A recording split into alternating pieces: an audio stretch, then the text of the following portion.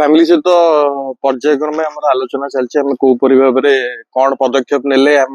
ठीक भाव में न्याय पाइपर माँ काली आसते परदिन आसले माँ आज रात बरम टिटलागढ़ बाहरी भी जाऊँच माँ आसते डेथ सर्टिफिकेट डेथ सर्टिफिकेट भी आनी पर्यायक्रमे आम अनुभव भाई जितु भाई समस्त आलोचना करुचु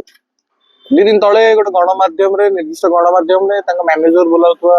व्यक्ति जनक आसिकी गोटे टिप्पणी देइथिले जे प्रेम संपर्क कथा मानिथिले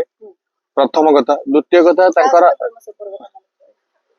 सेटा समस्त देखिछन मीडिया सामने से जो मयूषी महिला का नाम नहीं तांका सहित से माने सेटा कन्फेस करि जासंती से कोठी ना कोठी मां को जतो जति कि मु आलोचना कली मां मते कहिले जे से बहुत प्रकार चाप प्रयोग करूतला चाप एया थिला कि से जियो करदबो ता ना काहे कि नौचो ता लाइफ बर्बाद हे जिवो एमते हे जिवो तो मां सेटा को डरी नथिले ताकू आज्ञा एक तो तांकर मैनेजर कहिथिले तांका जो मां को बारंबार देइथिले मां के सहित से कोनोसी प्रकार संपर्क रे नाहंती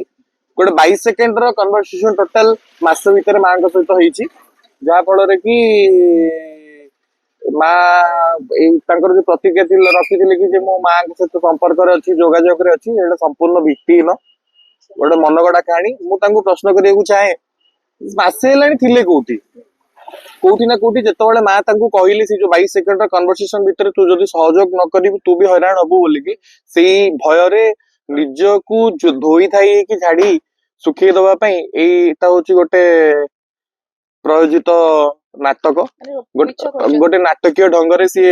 गोटे विभिन्न केतटा गणमाध्यम रे से ताकर प्रतिक्रिया रखचंदी जोटा कि गोटे भित्तिहीन कथा आमे मां को माँ आसीथिले डेथ सर्टिफिकेट नहीं कि आज बरम पळैचंदी से टिके थाना रे द्वारस्थ होबा पई टिके माने ठीक भाबु नांती एथि पई कि तांको ठीक भाबरे तदंत मिली परिबो कि न मिली परिबो काहे कि एते केस देला परे भी माँ जो कोनोसी कार्यानुष्ठान ग्रहण करा जोनी सब बड़ प्रश्न अछि द्वितीय कथा हला माँ जेतु टिटलागढ़ रे रहउचंती सी एकुटिया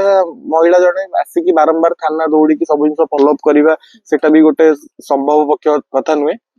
ता सहित जो आमे योजना करिछु जे आमे जते जल्दी हबो सेते जल्दी आमे करिवु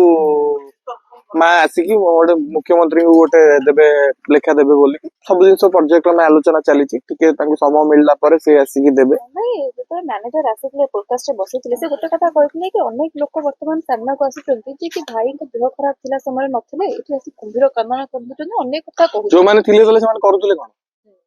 सेमाने कहीं किसी प्रतिक्रिया पदक्षेप नहीं नथिले गोटे भित्तिहीन आ माने बेसलेस कथा जो थे कि निजको धोई धाई दे सुखी चिपुड़ी क्लीन इमेज करने एटा गोटे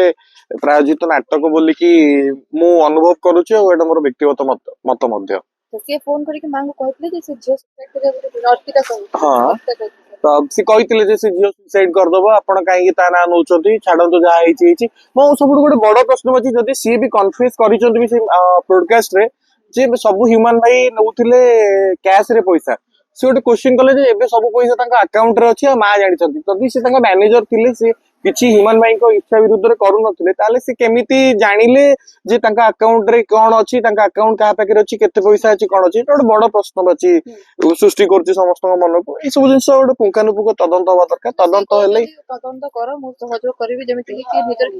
जने जतोल दोष करते से कोई कि मु दोष करछि मते बांधो बोली कि से तो कहइबो ना मु सब जिंस ये करिछि सी करछि बोली कि छाड़ो बोली कि कॉन्फिडेंट सहित कहबाटा तो बड़ कथा ना हैं सोशल मीडिया सामने एते कॉन्फिडेंट सहित कहबाटा कोठी कहबे ताले लोकन आगे कहले सुनिबो कि से तो लुचि के आसी से पे देले कोनोसी मासे पर्यंत से थिले कोठी मासे पर्यंत थिले कोठी से मासे पर गोटे प्रायोजित जिंस तांको निजको सफेई दबा पई से एते सब जिंस करिसंती आ सेठी से अनेक कथा मध्ये कहउचंती जे आ पछर मध्ये षडयंत्र रहि थाई पारे माने से अन्य काहा को इंडिकेट करूछ त आपन कोन लग ताको छडला आउ केमति अछन जोटा कि से कहउचंती से विषय ए सब जिंस बहुत जल्दी हमें सत्य सब जिंस सामना काढिबु मु खाली कहबी जे दीटा तीनटा जिंस जो मिथ्या प्रचार होची सी तांको कथा को विश्वास करी कि जो भाबुचन जे से क्लीन इमेज सेटा संपूर्ण भित्तिहीन प्रथम द्वितीय कथा जो किछि निर्दिष्ट गणमाध्यम मन इच्छा ह्यूमन राइट को विषय देखो अर्पिता सहित मद पिउतले ये करते से सब जिंस रु दया करी करंतु नहीं आमे बहुत जल्दी सब जिंस सत्य सत्य सामना को आनिबु ଆମେ ତା ପାଇଁ ଆମେ ଠୋସ୍ ପ୍ରମାଣ ପତ୍ର ବର୍ତ୍ତମାନ ଏକ୍ଜିକ୍ୟୁଟ କରିବାରେ ଆମେ ଲାଗିଛୁ। ଠିକ ଠୋସ୍ ପ୍ରମାଣ ପତ୍ର ଆମକୁ ମିଳିଲା ପରେ ଆମେ ସତ୍ୟ ସାମ୍ନାକୁ ଆଣିବୁ ଆଉ ସମସ୍ତ ଗଣମାଧ୍ୟମ ଜାଣିବେ। ମ୍ୟାନେଜର କହିଲେ କି ପଇସା ମାଙ୍କ ପାଖରେ ଅଛି, କିନ୍ତୁ ମା କହୁଛନ୍ତି ପଇସା କୋଉଠି ଅଛି ମା ଜାଣିନି। ସେଇ ତ କଥା,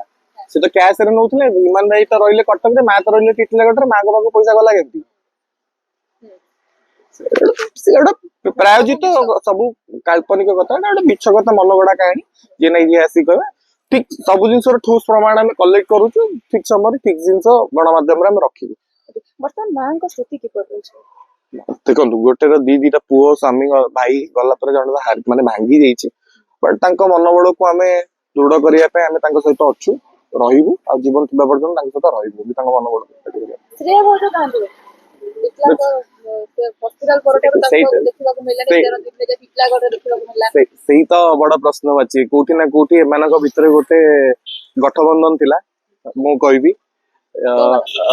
ଯୋଉ ମ୍ୟାନେଜର ହୁଅନ୍ତୁ, ସେ ଝିଅ ହୁଅନ୍ତୁ, ଏମାନେ କୋଉଠି ନା କୋଉଠି ଏସବୁ ପ୍ରାୟୋଜିତ ଥିଲା। ଗୋଟେ ତାଙ୍କ ପଇସାକୁ ଆତ୍ମସାତ କରିବା ପାଇଁ ଏଟା ଗୋଟେ ପ୍ରାୟୋଜିତ ଥିଲା। ଶ୍ରେୟା ସେଥିରେ ମିଶିଥିଲେ ଥାଇପାରନ୍ତି, ନହେଲେ ସେ ଏତେ ଦିନ ଯୋଉ ତାଙ୍କ କ୍ରିୟାକର୍ମ କଲେନି କଣ ପାଇଁ, କିଛି ଯାଇନଥିଲେ କଣ ପାଇଁ? ଏସବୁ ଜିନିଷ ତଦନ୍ତ ହେଲେ ହିଁ ସତ୍ୟ ସାମ୍ନାକୁ ଆସିବ।